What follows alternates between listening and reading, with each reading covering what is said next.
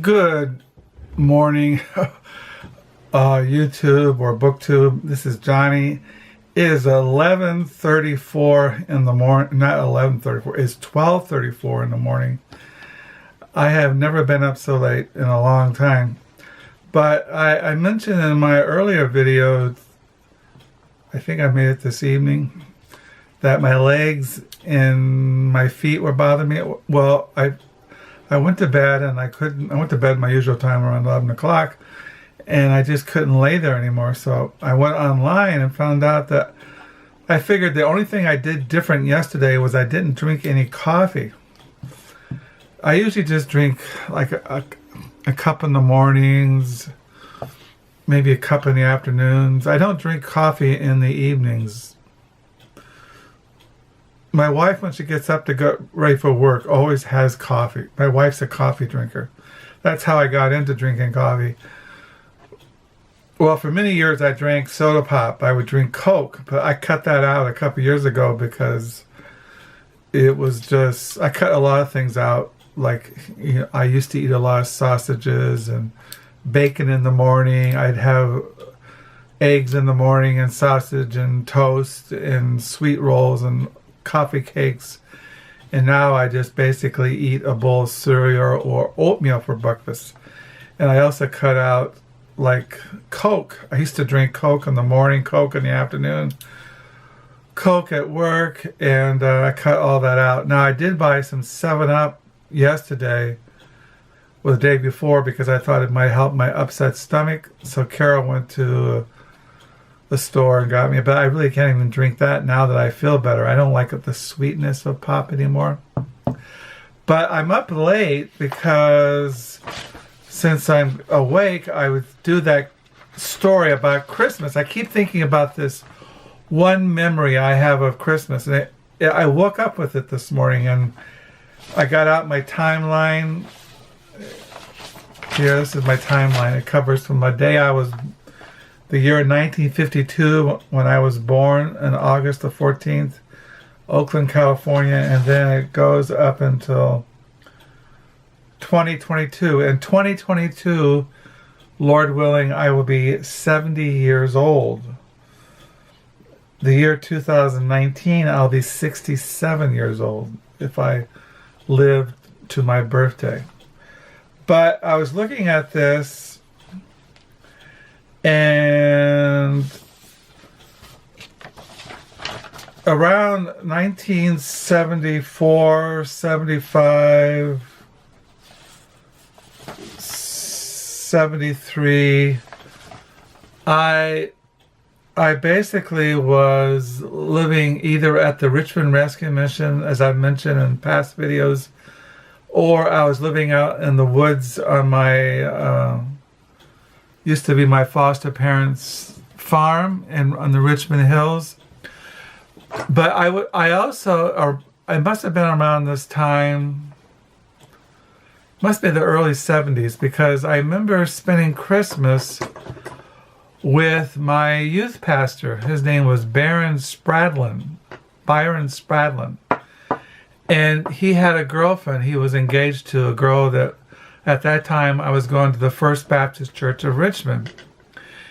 And I used to hang around with Byron Spradlin, even though we were in totally radically different worlds.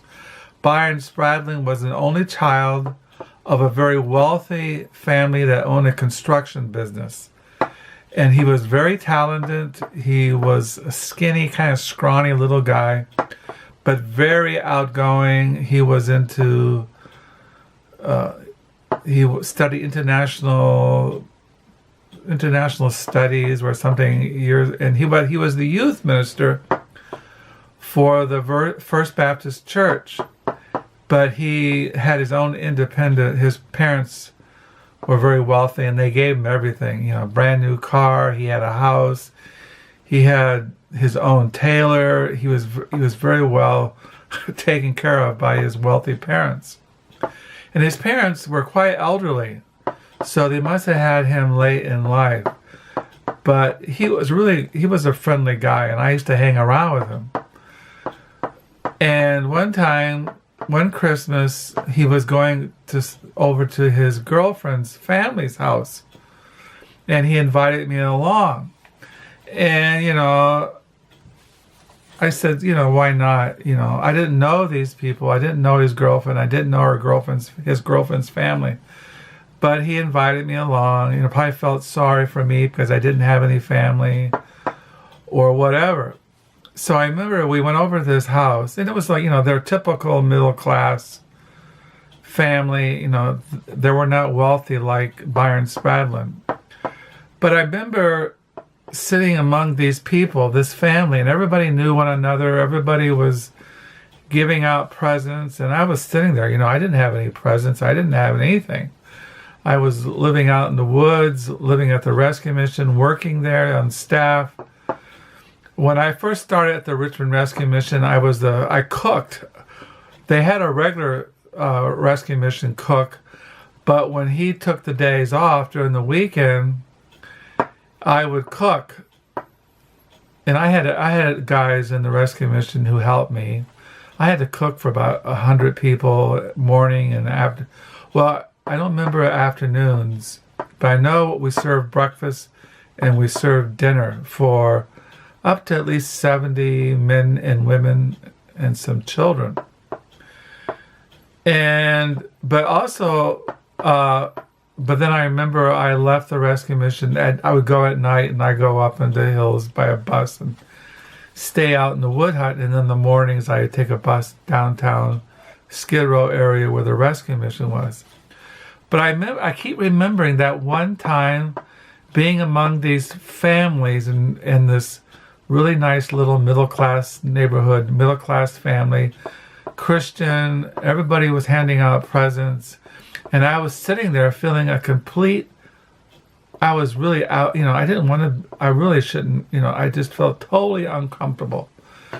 And I was wearing my rags. Back in those days, I wore rags. I had long hair, and everybody around me was all sparkly, and it was all a nice, clean-cut Christian family, and Byron was engaged to this really nice Christian girl. They're all in their early 20s.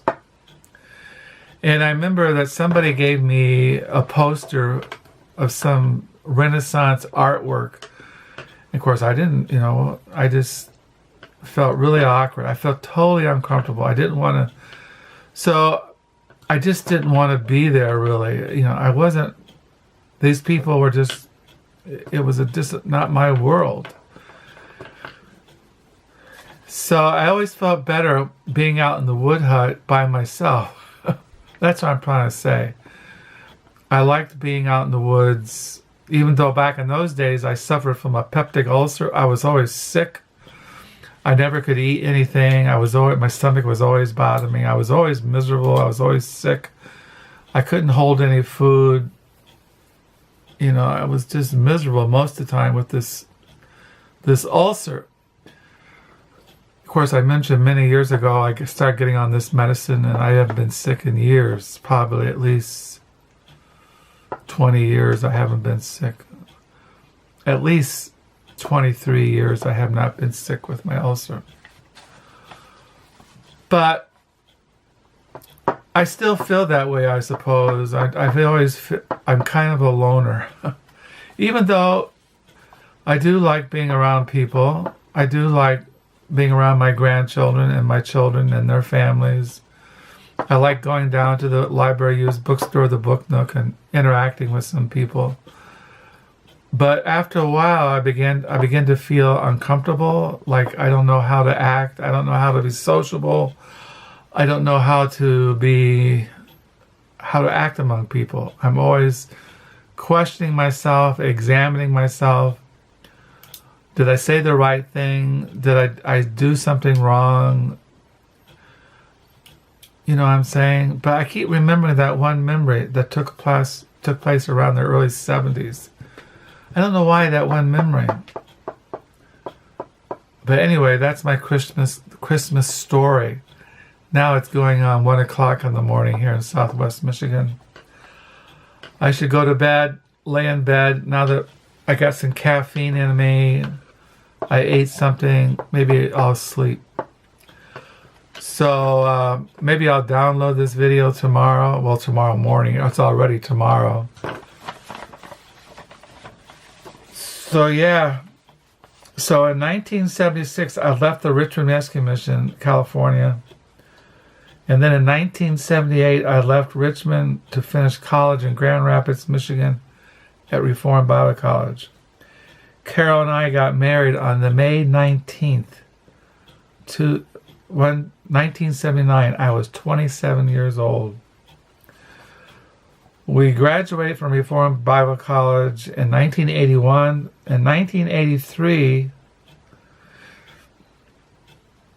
we moved to Jackson, Mississippi to Reformed Theological Seminary. I was 31 years old. We graduated from Reformed Bible College and moved to Houston in 1986. And then we moved to Houston, Texas. And we were in Houston, Texas from 86 to 1991. And then we left Houston in 1991 and we moved to Holland, Michigan.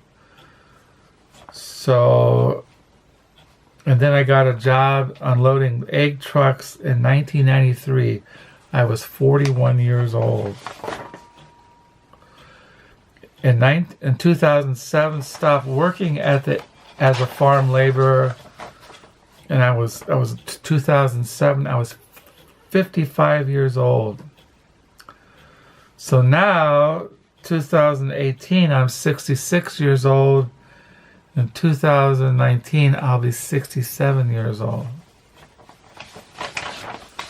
So I have my timeline. Once again, you see the time, the clock, the years.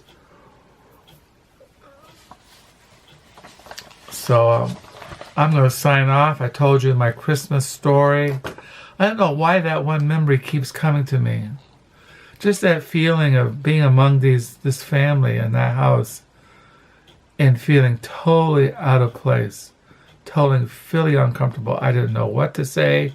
I didn't know these people. They didn't know me. And I felt like they were just feeling sorry for me, that I was just somebody they picked up off the streets. And there was really no connection to these people. I don't like to be felt sorry for. Maybe that's what it is, you know. If I'm a freak, if I'm an oddball, I don't like to be kind of like, well, we're just going to be friends with you because you're a freak and we're going to feel sorry for you, so come over to our house. I don't know. Maybe I'm putting too much into the whole thing. So I'll sign off, and in the morning I'll wake up and Carol will come home from work and existence will keep flowing by. So, good morning. Bye.